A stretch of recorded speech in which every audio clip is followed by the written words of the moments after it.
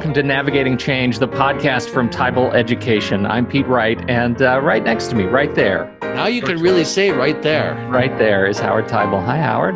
Hey, Pete. We're trying something new here, but I'm excited because I think we can communicate some ideas even more effectively by having people look at us, and I can show some things. Well, it's very exciting. You have this concept that you've been talking about in your presentations. We've been talking about this idea of how change is happening and how we adapt ourselves to change. And you built this model that I think people have been responding quite positively to, that we thought would be a great opportunity for you to demonstrate that on the show today. And so here we are on video. For those who are just listening to this, you can go over to the website at tybalinc.com and visit the podcast section. You can see this episode and actually watch it and see us doing our thing and watch this presentation as Howard sort of delivers parts of it. How do you feel about doing it? Are you ready? Are you technically ready to do this? We'll see. All right. Okay, we're in great. So let's set the world's opening. Yeah, world's opening. So let's set the stage. The stage is that one of the things that we're discovering, and as I'm working with folks, is that one of the areas that we are focused on probably 99% of the time is solving problems. And solving problems are the day-to-day task lists, the crises that come up. But I think that fundamentally our orientation is to problem solving, and it's a habit we've developed, and we're good at this.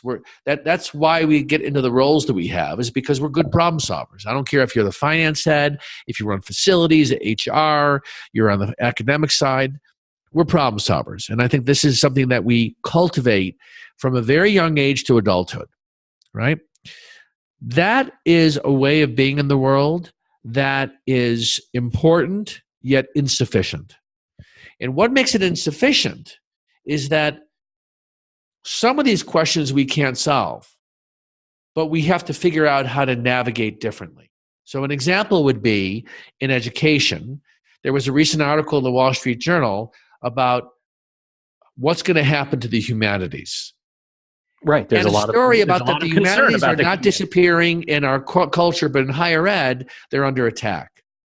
And as you look at that as an academic leader, as an administrative leader, you look at that and say, all right, how do I engage in that? And I would suggest the way to engage in that is not thinking of it as a problem to solve, but as something to navigate. And in education, and I'm going to show something now to everybody, in education, we can think about the nature of the changes we're going through in the context of thinking forward over the course, let's say over the next 10 years. And one important area that we work on in education is budgeting. And we have planning meetings, we have planning and tools, we have processes. We're trying to have the budget process really reflect how we want to be in the future. But I would suggest to you, unless something fundamentally shifts in education, where we don't have the focus the way we do around enrollment on a year-to-year basis, the nature of how we're structured, that 10 years from now, we're going to look back and our budget process will be incrementally better. It might actually be something that some people call transformed, but I'm not calling transformation this. I'm calling transformation things that show up in our world, that the world opens up something that we never saw before. And these are three examples of what has been opened up in the world. You know, in this case, if we just even take Uber is 10 years old, right? Amazon is 20 years old. But when these worlds opened up, over time, what begins to happen is other worlds begin to close down or they're gone. Now, what's interesting about Barnes & Noble and the taxi industry is they're not gone. Matter of fact, they're trying to figure out how to stay relevant. For the taxi industry, I think they're holding on with their fingernails and doing everything that they can to make sure that they remain a viable alternative.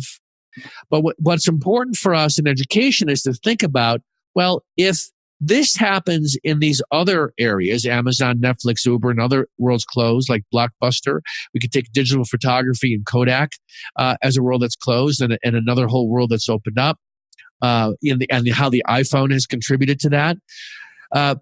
The education of the future is going to be some story that we're inventing today. And as a result, other areas will close down.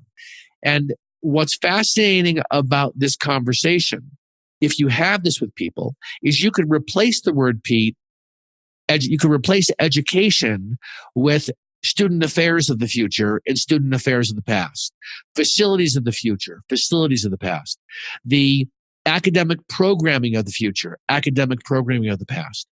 And the thing that I'm looking to have more people recognize is that these are two different kinds of conversations. One conversation is not a problem to be solved, but something to explore and navigate. And the other conversation is something that we have to solve. It's short term, and that's the middle one. And the muscle we've developed, which is really strong, is the one that is around incremental improvement. And the muscle that most of us have that's weak is learning how to be in conversation around something that is emerging, but we need to learn how to engage others in the conversation. So this is the basic principle that I'm finding that people are recognizing where they're strong and where they're weak. When I look at that middle arrow, yeah, that represents, and we're talking about incremental improvement, it represents the thing with which we are, to use some language that you truck around here all the time, that you're in a mood to adapt to, right? That we have this orientation that I can touch things in my job and I can make these processes better. Incrementally, yes. Maybe. In some cases, it's so much better that it feels like a world's opening kind of conversation because my life is better as a result of what I can do. But that's honestly not the first thought that occurred to me. When you brought up humanities and there is this, and the systems in higher education that are, I'll say at risk, but that may be disingenuous terminology, that are at risk. What occurs to me is that we come at these from a mood of protection, right? That there is an instinct to protect that which we don't want to go away. Yeah. And I wonder if you could reflect a little bit on how that mood impacts our ability to be witness to something new emerging that we couldn't see coming in the first place. Yeah, I love that, Pete, because what you're pointing to is this mood of protection that's in the background. And when you call it out, when you acknowledge to people, so what does it mean to think about change as a sign of progress versus an attack on tradition? That gets people to recognize if they are in this protection, territorial way of being, but also looking at it from the perspective of history, right? I know what the budget process can be and how it can be improved because it's so much of it lives in the breakdown of what we weren't able to do. So if I can fix those things, I can have a more satisfied customer, more satisfied academic leaders. We're giving them better financial reporting. All of this is very important. But we could take the budget process and elevate it to an emerging or a conversation that is a bigger conversation, which is, what are we really trying to accomplish here? And budgeting is a tool toward that end. But in the normal course of where people are working in this middle layer, is they're trying to figure out how to deal with unsatisfied customers or provide something that they don't have right now. So the mood thing you've just called out is something to recognize. But I'm discovering people are realizing that we can't solve certain things. Inclusion is a big conversation on college campuses today. Inclusion is something to learn how to engage others in. There isn't a checklist that if we do these things, all of a sudden we're going to have a certain kind of inclusive campus. But this is where we go in the absence of having an idea of what we want to accomplish, we go automatically to, all right, I understand the problem. This is how you solve it. The style of a problem solver is fundamentally, we know what the problem is. It's, in a sense, the problem is almost prescribed. And if we can identify these clear set of outcomes, the clear set of tasks, we can be successful. Navigating what's happening to the humanities, how do we deal with inclusivity? What do we do about first generation students? That could be both a problem solving as well as a bigger conversation about, are our institutions prepared to deal with first generation students in the wave that's continuing to come? To explore something as a navigator, it's a different kind of conversation. It's not prescribed. The value that you get from it emerges from the engagement, as opposed to, we know what the outcome is, and all we have to do is work our way through it. If we talk about mood, when I think about solving a problem, which I'm doing every day, and so is everybody else listening to this, I'm resolute when I'm effective, right? It's helpful for me to be resolute. It's helpful for me to be focused. And there's a strong action oriented, often coordinating actions with others, right? Whether it's making requests, whether it's making promises, whatever the ways I coordinate, it's very in the moment, real. This is what we want to get done. Let's compare that to what it is to be a navigator and the mood associated with being a navigator. Being relaxed, being curious, and having patience. The three things that we are not in the majority of time on a daily basis in our work. And in that mood, possibilities can show up because we're open to them. We're not comparing everything against the problem, going, wait a second, that's not going to work, because we already know what we want to end up. On the right-hand side here, we don't know where we want to end up, but we know that there's a conversation here to have around, pick the topic, the death of the humanities, or what does inclusivity look like? What's interesting, Pete, the more I convey this with people, I realize that where we attempt to get to the right, and we don't even do a good job there, is when we attempt to brainstorm, right? When you actually say, let's brainstorm in a group, you're actually inviting people to slow down, relax, be inclusive of others, and not get to what's the answer. But we often do brainstorming in service and only in service of some action we want to take. What I'm saying here is, we're not trying to solve the problem. We're trying to really engage in it and the key questions we should be thinking about. It's fantastic, and it's just on these 2 points. What you have just described under the navigation column here is, exploratory and relaxed and curious and patient and open to possibilities. All you've just defined, the muscle that it takes to engage creativity. Right? We are creative when we are in this space. We are not creative when we are in problem solving mode. When you're problem solving, you're getting clarity in how we want to do something, right? Now we know how we're going to do it, and now we can execute. On the right-hand side, when we approach it this way, we build trust. And the trust example for me emerged when I was with a group of administrators, and we were discussing engaging the deans in a conversation around their academic programming. Not like, here's your financial challenges you have because people aren't taking these programs, but to say, listen, we want to be your partners in a conversation. We're going to convene you as a group, and we want to learn as a group, what does it mean to evolve our academic programming, whether it's more online, whether it's doing a different kind of delivery system, whether it's certain programs we should be doing more and less of. And when we go into a conversation not trying to solve it, we're able to actually have others approach it with us from a place of trust. And as you just said, this is the source of creativity and invention. And we are losing the battle in living on the right-hand side. And just yesterday, I was with a group of leaders, and I can tell you that I can hear it from them without them even speaking it. we don't have the time to be on the right-hand side. And there's a presumption that your senior leaders are effectively navigating. In many cases, they're not. In many cases, your senior leaders are also stuck in crisis management. Now, if you're listening to this, you're going, all right, so what's the answer? Yeah, I mean, that is the first thing I wanted to say is like you. No, but let me say that actually is part of the addiction.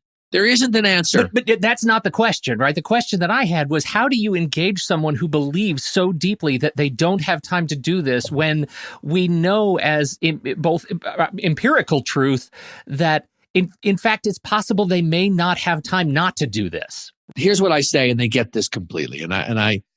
We make time for things that are important to us. It's that simple. Yeah. I don't have time to be in a professional development program and be studying, but it's important to me. Yeah. And guess what? When I made the declaration that it was important to me, I made the time. We make time for things that are of priority to us. And for the most part, not having time is an excuse. And we should really be candid when we say we're not being effective navigators. What we're fundamentally saying is it's more important for us to have all of our energy on problem solving than our energy on navigation. But I can tell you, Pete, though, people deeply want to be spending more time on the other side. They want to be on the right side. And I think that what we have to do more of is give people a sense of what that looks like and what kind of benefit you can get from that. I think that's a really great question. It's exactly what I'm thinking right now is, in your experience, working with teams who have made that move to the right side, there are sort of two levels of impact. One is there a verifiable impact in how they approach the intransigent problems that face them right now, right here in front of their face? And two, is there an impact in how they approach the non-intransigent, just sort of day-to-day work? Does it change their overall behavior in what the leading question is, in any sort of positive way? Well, what do you think?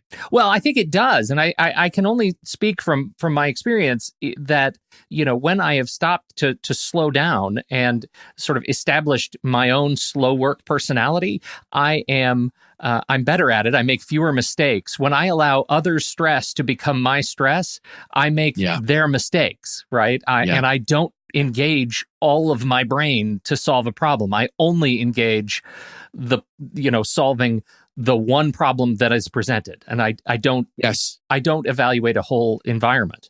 What I've seen when people recognize the difference between a problem-solving, short-term fixing things from an emerging opportunity that we need to learn how to explore together, what they begin to recognize is, all right, I have to make the choice for this particular conversation to put myself in a different kind of mood. And it is a choice. Mm-hmm. It's a choice to say, I'm going to show up differently. I'm going to make, and the anecdote that I've given people is I am more frequently when I'm engaging with a new group, I will go in and I will say to them, we're not going to solve anything today in this 2-hour conversation. And sometimes people are like, what do you mean we're not going to solve anything? Isn't that why you're here? You're here to help solve problems. Maybe. But first, we're going to learn how to be in conversation. What actually is going on here? And I can tell you, when people recognize that they don't have to focus on the problem, the conversation very quickly becomes rich and focused on what they care about.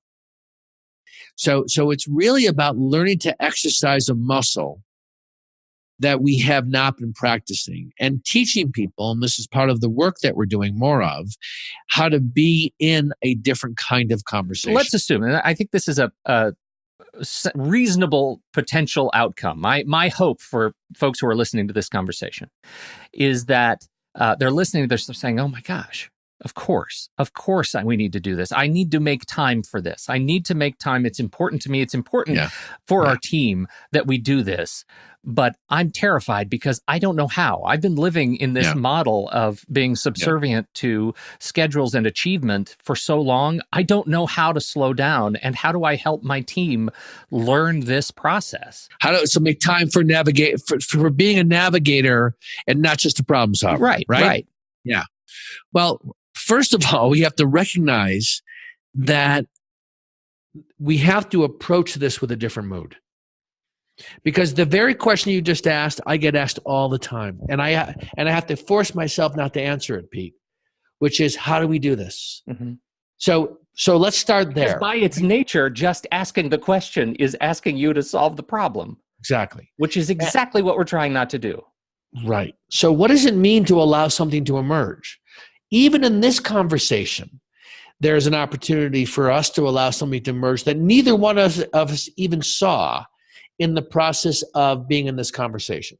So, but let's tie this to a broader awareness that our bodies are involved in this. Mm-hmm. So imagine the following.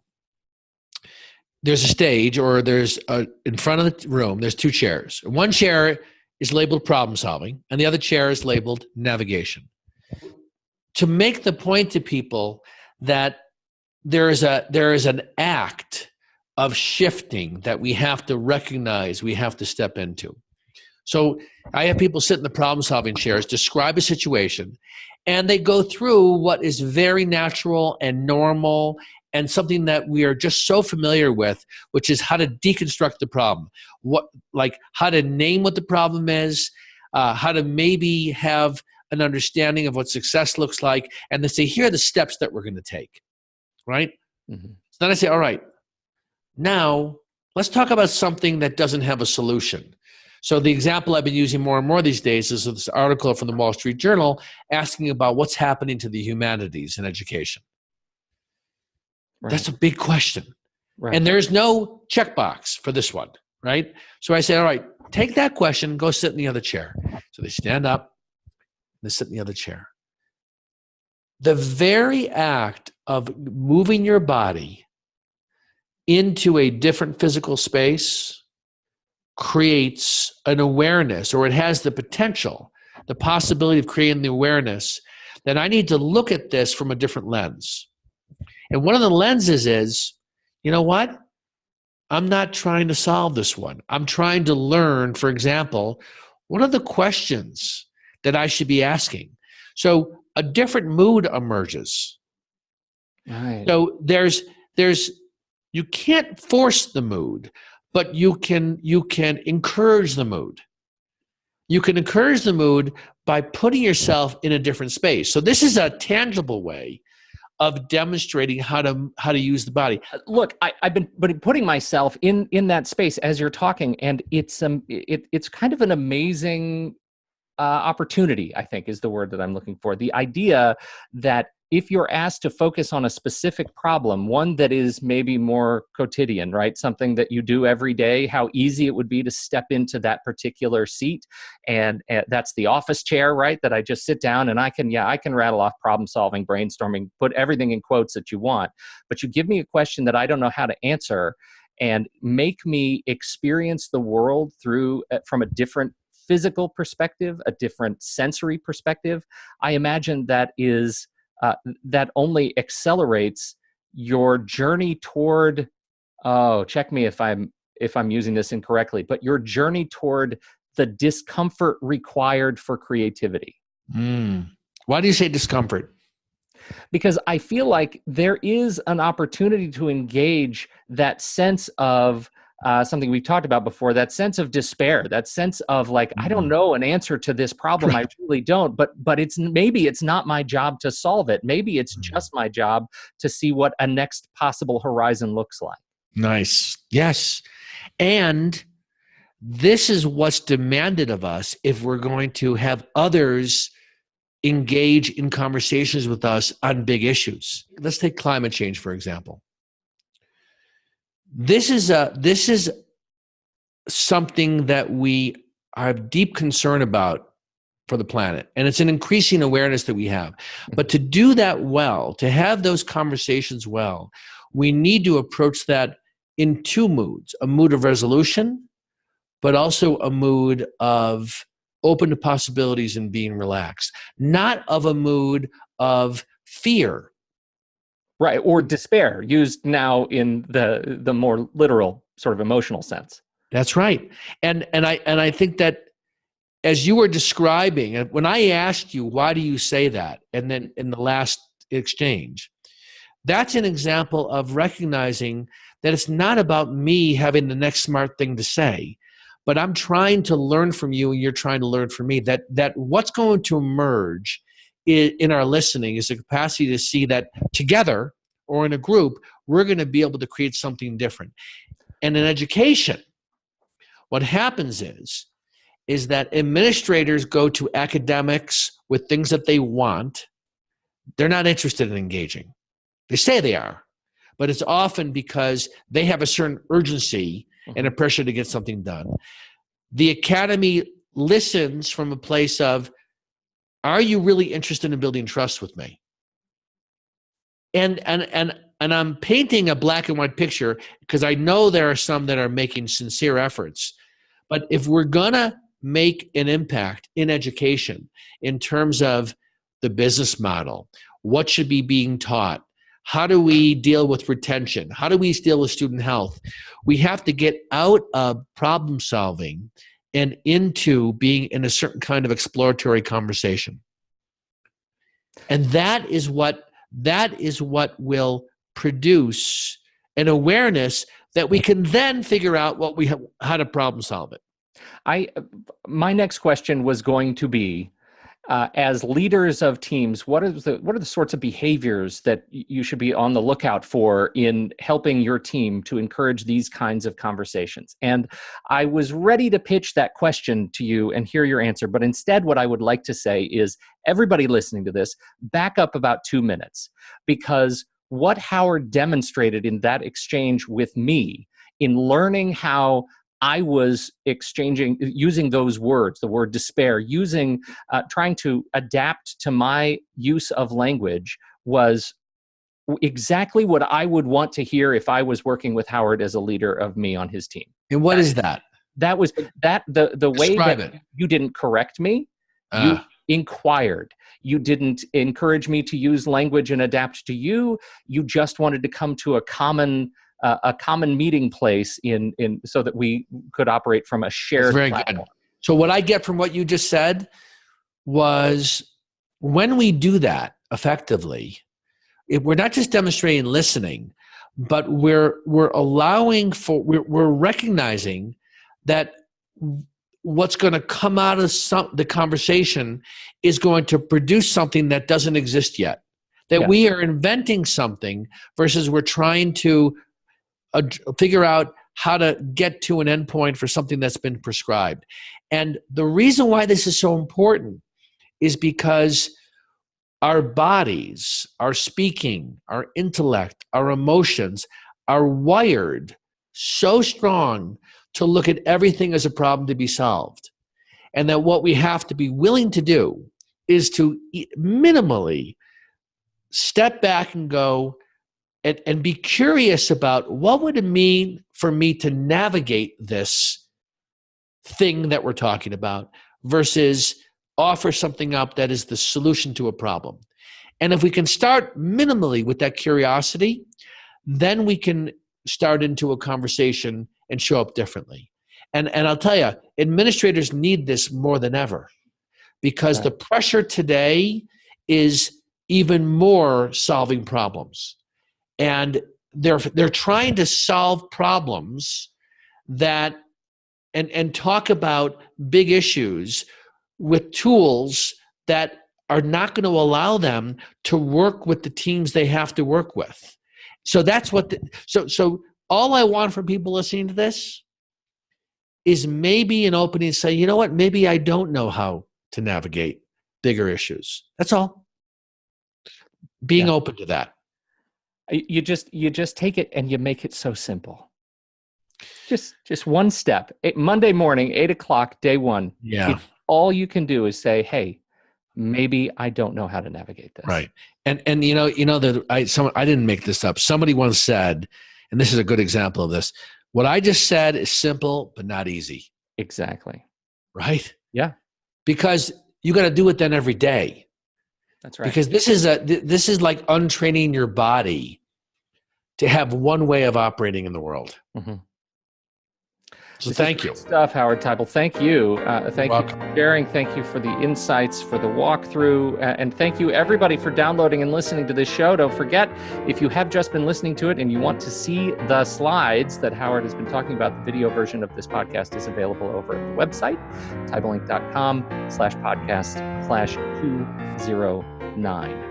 On behalf of Howard Teibel, I'm Pete Wright. We'll catch you next time right here on Navigating Change, the podcast from Teibel Education.